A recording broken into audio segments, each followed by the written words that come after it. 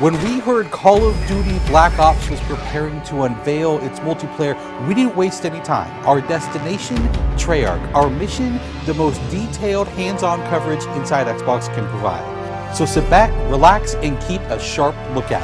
Every feature you hear about in this preview has never before been done in a Call of Duty game.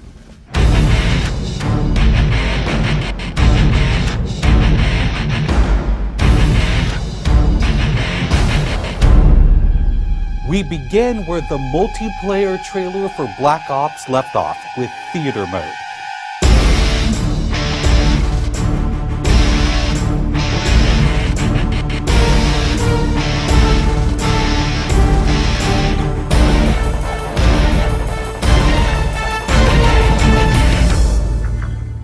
Dan Bunting explains. You can switch the camera from any player's perspective in both first person and third person.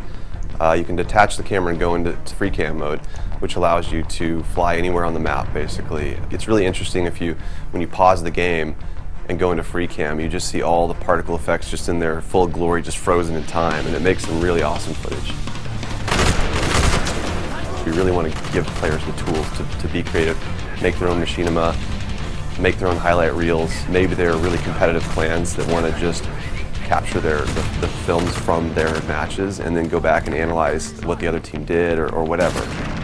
Also brand new to Call of Duty is Black Ops' new currency system.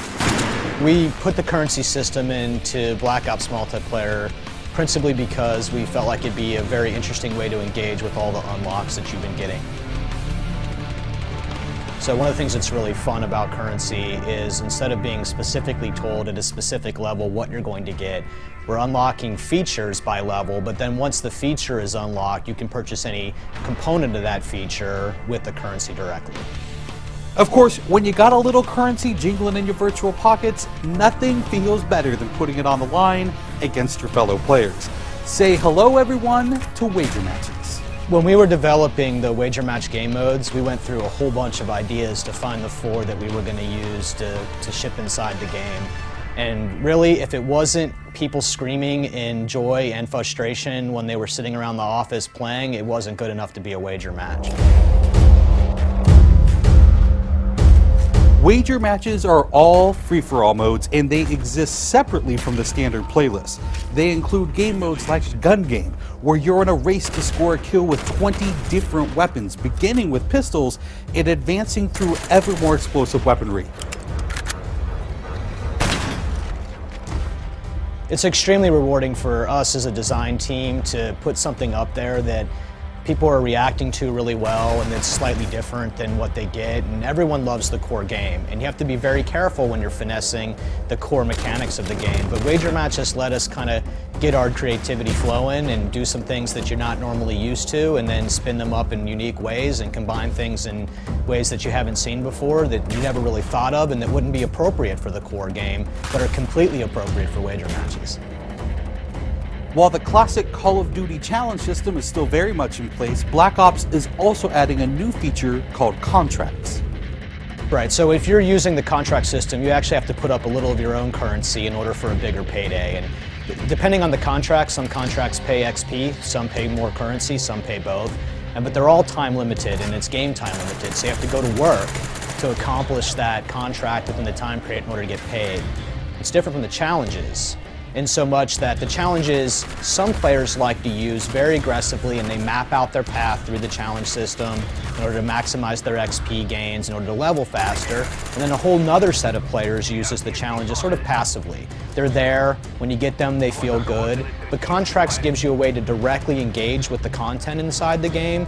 It says, hey, I'm an SMG guy, I want SMG based contracts, I'm going to chase my contracts and I'm going to get paid. And that's fun.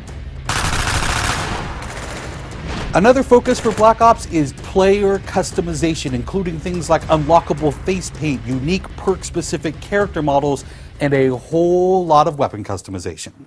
We've been we stole the line from Full Metal Jacket, this is my weapon, this is my gun, and we're chanting that around the office as sort of our mantra for this feature. Originally it started with one of our designers he just made kind of an offhand comment one day where he said, you know, I really have a certain attachment to the weapon that's my favorite. I want to make that weapon mine, and that was all it took. So from there it was just, what are the things that are cool? It's like, put your clan tag on your gun, of course. And we've got, the emblem editor by itself is an element of creativity for players.